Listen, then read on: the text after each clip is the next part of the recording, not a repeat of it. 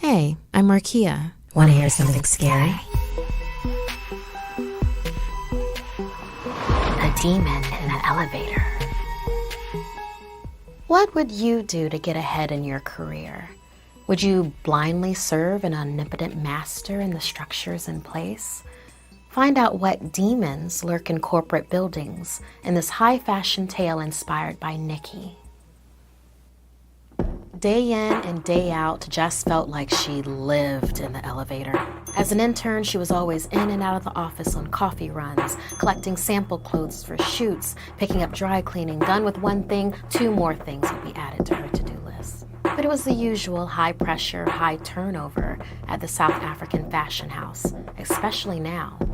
It was Fashion Week. Preparations for this week-long, high-fashion, high-profile event had whipped everyone at work into a frenzy. Jess thrived on every bit of it, standing out from the crowd of frazzled execs, yelling photographers, and fellow weeping interns. Jess's calm in the face of adversity quickly got her assigned to work with the art director, Jai Wu.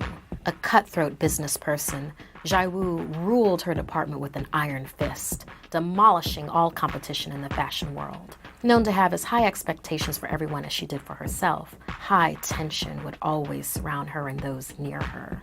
Jess tried to spend every moment by her side, absorbing every bit of information she had to offer.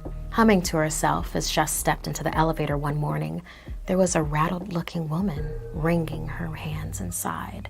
It was Allison, Jai Wu's latest assistant. "I'm going to get fired," Allison blurted out cynically. "Everyone in this place are monsters," and she burst into tears. At that, the elevator suddenly lurched on the way down and came to a clunking halt.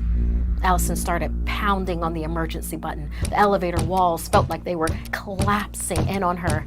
Jess quickly came behind her, cradling Allison close as she worked herself up even more in her misery. Her wails echoed up the elevator shaft. Hours later, finally freed by the fire department, Allison was driven out in an ambulance, physically exhausted, spent, and shaking. Jess finished the day by Jai Wu's side, humming softly as the work world around her raged on. The next day, in a rush to get back to Jai Wu's office, Jess was stuck in the elevator again. But this time, she was alone. "What the? No. Please, no," she said to no one in the empty box. Starting to gasp for air, she leaned weakly against the wall, feeling drained, feeling less. Lurching forward, Jess shook the elevator bars like a cage. The walls felt so close, and thankfully, the buttons lit up. With a whoosh, it descended. Outside, again gasping, she stepped in close behind another stressed intern, perked back up, and jumped back into her errands. As the day neared its end, Jess headed to leave in the elevator, designer samples in hand. Her footsteps dragged as she was once again alone in that elevator. As the doors closed, a hand shot out through the doors.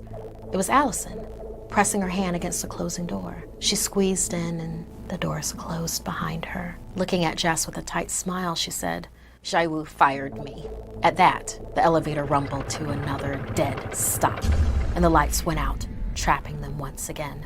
Engulfing them in darkness, Allison laughed, sobbing, turned her phone light on, and moved it around the steel box. "I just want to get out of here," Allison growled and punched the elevator panel. Blood cracked through her knuckles. Jess's grip tightened on her shoulder as she laughed. "I could tell you of real monsters, Allison, called Jumbi, that constantly move from place to place, latching onto the suffering of others. I love it here, you know.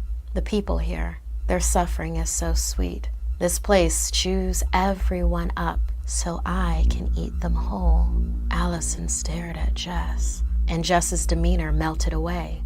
Allison shuddered, tilting her phone as the light flashed across the Jumbi's face, formerly known as Jess. She dropped the phone as the Jumbi lunged for her. Crunching, muffled screams of agony within the small confines echoed through the elevator, up the elevator shaft, until there was quiet. With a ding, the elevators opened back up on the 13th floor, and Jess strode right over to Jai Wu, glowing with a pep in her step. Shaiwu was wondering out loud how she could possibly find a new assistant in the middle of Fashion Week. Already posted the opening on a job board, boss. And Jess smiled widely.